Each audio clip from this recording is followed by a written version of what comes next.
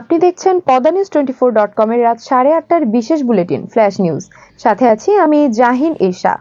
facebook.com/পদ্মানিউজ24 page follow করে আমাদের সাথেই থাকুন।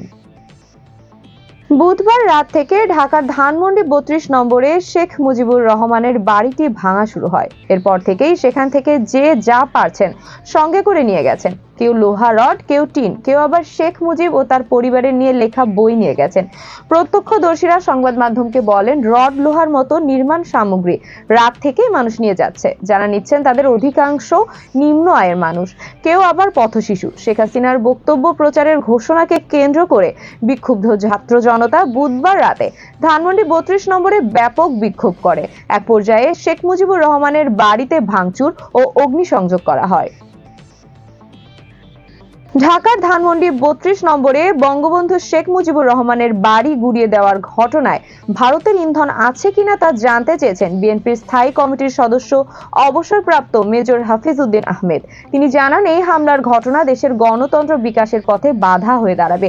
বৃহস্পতিবার দুপুরে জাতীয় প্রেস ক্লাবে আয়োজিত অনুষ্ঠানে তিনি এসব কথা বলেন। মেজর হাফিজ বলেন, অন্তর্বর্তী সরকারের মধ্যে নিরপেক্ষতা দেখতে চায় মানুষ। বুধবার রাত থেকে যে ঘটনা শুরু হয়েছে সেটি এখনো চলমান। কারা করেছে সে তথ্য নেই, সরকারের কি ভূমিকা তাও তাদের কাছে নেই।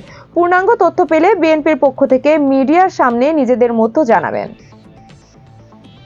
ঢাকা ও চট্টগ্রাম বিভাগের সরকারি প্রাথমিক বিদ্যালয়ের সহকারী শিক্ষক পদে উত্তীর্ণ 6,531 জন প্রার্থীকে নিয়োগপত্র দেওয়ার সরকারি সিদ্ধান্ত বাতিল করেন হাইকোর্ট।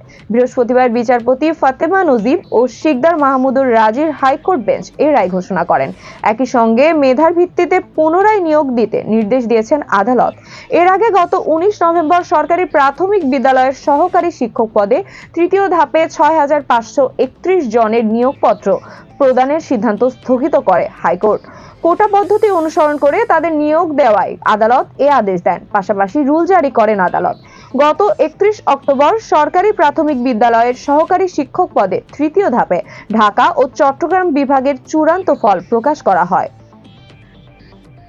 10 বছর আগে ব্রাহ্মণবাড়িয়ার ব্যবসায়ীকে শাহানুর আলমকে নির্যাতন করে হত্যার অভিযোগে র্যাবের বিরুদ্ধে মামলা গ্রহণের নির্দেশ দিয়েছেন হাইকোর্ট। বৃহস্পতিবার বিচারপতি মুস্তাফিজুর রহমান ও সগির হোসেন লিওনের হাইকোর্ট বেঞ্চ এ রায় দেন।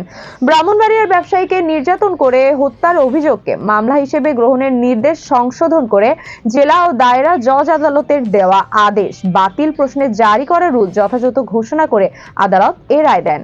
14 র্যাপিড অ্যাকশন ব্যাটালিয়নের 9 সদস্যের বিরুদ্ধে ব্রাহ্মণবাড়িয়া জুডিশিয়াল ম্যাজিস্ট্রেট আদালতে 2014 সালের 1 জুন একটি নালিশি আবেদন করেন শাহনুরের ভাই মেহেদি হাসান। ঢাকার ধানমন্ডি 32 নম্বরে অবস্থিত শেখ মুজিবুর রহমানের বাড়ি গুড়িয়ে দেওয়ার পর এবার সেখানে গরু জবাই করা হয়েছে। এই গরুর গোশত নিয়ে সেখানে করা হবে ভুরিভোজ।